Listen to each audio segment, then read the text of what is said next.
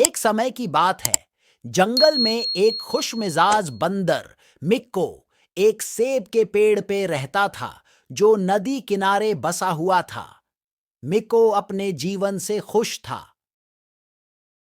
एक दिन थका हुआ मगरमच्छ क्लाइड नदी की गहराइयों से आकर मिक्को से अपनी भूख का इजहार करता है। उदार बंदर मिक्को बिना सोचे समझे उसे कुछ सेब देता है और इस अनोखे दोस्ती की शुरुआत हुई। You are welcome. यह न केवल बंदर और मगरमच्छ के बीच अनपेक्षित दोस्ती का आरंभ था, बल्कि दिन रात क्लाइड और मिको एक साथ रहने लगे। वे सेब के पेड़ के नीचे बैठकर गुलाबी सेबों को बांटते और बातचीत का आनंद लेते रहते थे। मिको, तुम वाकई बहुत शानदार हो। मेरी पत्नी नदी के उस पार रहती है और तुम्हारे स्वादिष्ट गुलाबी सेब उसको भी बहुत पसंद आते हैं। क्लाइड, यह सुनकर मुझे बहुत खुशी हुई। दोस्तों के बीच हमेशा एक दूसरे का ख्याल रखा जाता है ना।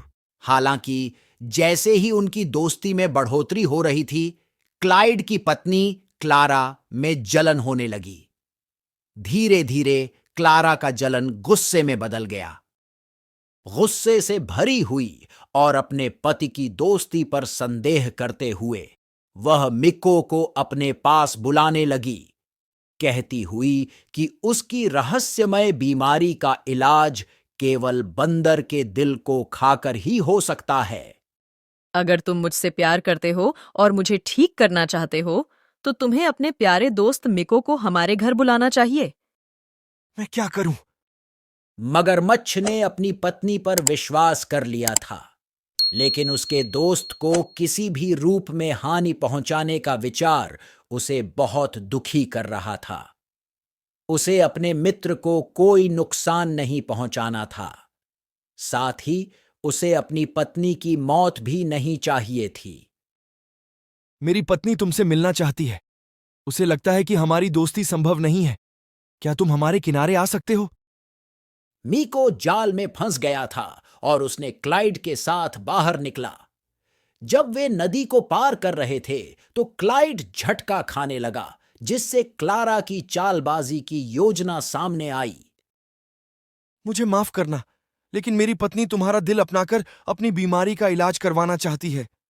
मीको को पहले तो थोड़ी हैरानी हुई और उसने शुरुआत में यह विश्वास नहीं किया, लेकिन जल्दी ही उसने अपने आप को संभाल लिया और कहा, मैं समझता हूं। मैं खुशी से अपना दिल दे दूंगा, लेकिन मैंने उसे अपने पेड़ पर छोड़ दिया है। चलो जल्दी से वापस जाते हैं ताकि मैं उसे ले आ सकूं। बेवकूफ मगरमच्छ, जो अपनी पत्नी के अंधे प्यार में डूबा था। जैसे ही वे सेब के पेड़ के पास पहुंचे, मिको तेजी से पेड़ पर चढ़ा और क्लाइड से गुस्से में बोला, तुम अपनी पत्नी से कह सकते हो कि उसका पति सचमुच में बहुत बड़ा मूर्ख है। तुम्हारा अंधा प्यार मुझे लगभग मार ही डाल देता। और इस तरह चतुर बंदर ने मूर्ख मगरमच्छ को धोखा देकर हराया, जिससे सिर्फ क्लाइड ही नहीं, बल्कि जंगल को भी एक मूल्यवान सीख मिली कि संकट के क्षणों में धैर्य रखना चाहिए, ताकि हम कठिन समय का डट कर सामना कर सकें।